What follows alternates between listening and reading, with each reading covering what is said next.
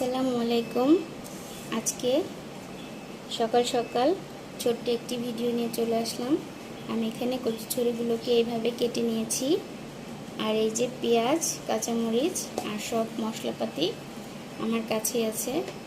আর এই যে এটা হচ্ছে মওলা মাছ। কে কী নামে চিনে আমি জানি না, তো আমি মওলা মাছ হিসেবেই এটার সাথে পরিচিত। তো আমি এখন পেঁয়াজগুলোকে দিয়ে দিচ্ছি। পরিমাণ মতো পেঁয়াজ দিয়ে দিলাম, পরিমাণ মতো কাঁচামরিচ দিয়ে দিলাম। যেহেতু বাচ্চারাও খাবে তাই মরিচের পরিমাণটা একটু কম দিয়ে দিলাম। আর আমি চচ্চড়িতে তেমন কোনো মশলা দেই না, শুধু এই যে একটু হলুদ গুঁড়ি দিয়ে দেই পরিমাণ মতো, ব্যাস। আর একটু ধনিয়া গুঁড়ি দিয়ে দিই। এটাই হচ্ছে চচ্চড়ির মেন স্বাদ।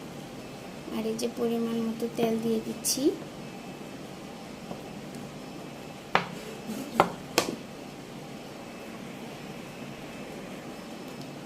এই যে লবণ দিতে ভুলে গিয়েছিলাম, তাই পরে লবণটাকে দিয়ে দিচ্ছি।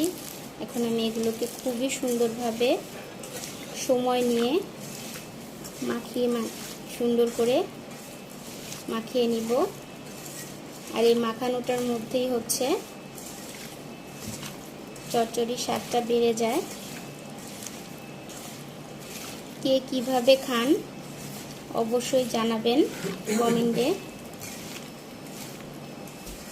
আর যদি আমার ভিডিওটা ভালো লাগে তাহলে অবশ্যই লাইক, কমেন্ট এবং সাবস্ক্রাইব করে আমার পাশে থাকবেন।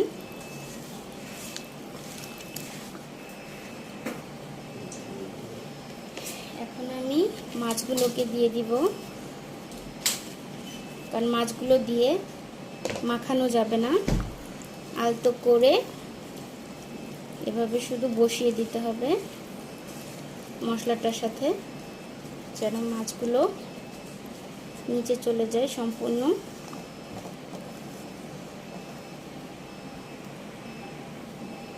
এখন আমি পরিমাণ মতো একটু পানি দিয়ে দিব আর চুলায় বসিয়ে দিব। এখন এই তো আমি চুলায় বসিয়ে দিলাম ফুল জালে। এটাকে আমি এখন বসিয়ে দিলাম। তো তরকারিটা এখন বলক এসে গিয়েছে। আমি হালকা করে একটু নেড়ে দিলাম যেন মাছগুলো নিচে চলে যায়। চচ্চড়িতে মানে তরকারিটা না নাড়লেও চলে, তো আমি তারপরে একটু নেড়ে দিলাম ভিডিওতে দেখানোর জন্য। এই তো হয়ে গিয়েছে আমার চচ্চড়ি। এগুলো হচ্ছে বড় বড় ধনিয়া পাতা, এটাকে কি ধনিয়া পাতা, বিলেতি ধনিয়া পাতা মেবি বলে।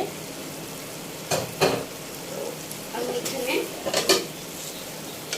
দিয়ে দিলাম, যেহেতু চচ্চড়ি ধনিয়া পাতা অবশ্যই দিতে হয় আর স্বাদটাও বেড়ে যায়। তো আজকের ভিডিওটা এ পর্যন্তই। আল্লাহ হাফিজ।